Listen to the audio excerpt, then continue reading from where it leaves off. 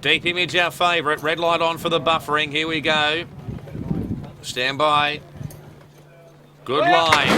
Seeing I'm a Ripper away brilliantly. Likewise, Fiery Heights on the outside. Deep Image up to third, about 3 lengths away. Peacock on the outside, a length and a half to Galway, Emphasis, and Prioritise 3 wide. Miss Fabulous, KG Phoenix, Tie Zone second last. Last of all is Tokariki Lab. Fiery Heights about 3 lengths in front from I'm a Ripper. 6 lengths away, third Deep Image. They run this very hard. A further length and a half to Peacock and 2.5 to Prioritise outside Galway.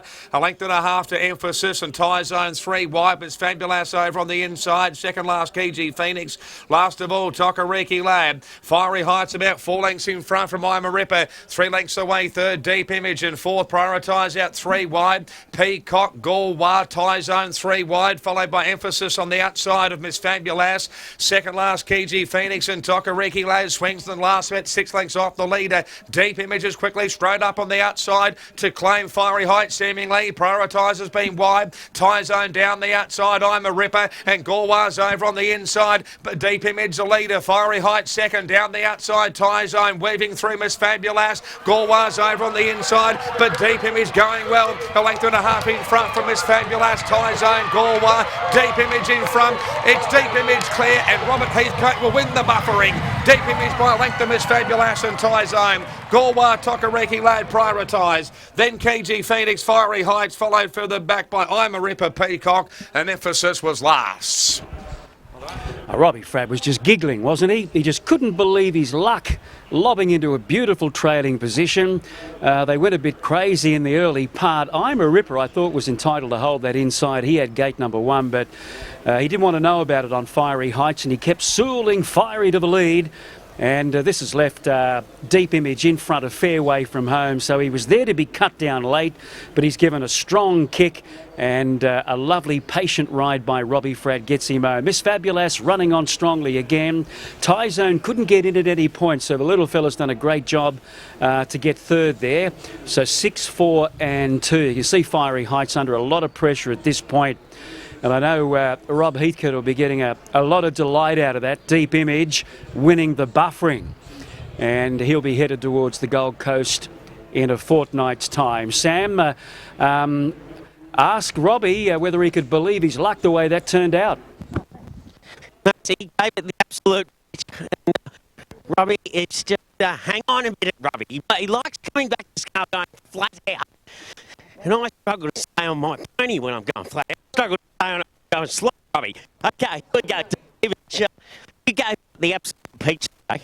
The speed was in the race, which helped me a lot. Sammy, I like the way when I peeled him out, he just went bang. And he wasn't done at the line either. He would have gone a bit more, for sure. He's a good horse, this horse, isn't he? I tell you, I've always said it. He's a decent horse. Always said it. Picked up in weight, and he still puts him away. All good. Thanks to Rob and the whole team. It's great being associated with this horse. Well done, Robbie. You're a jet.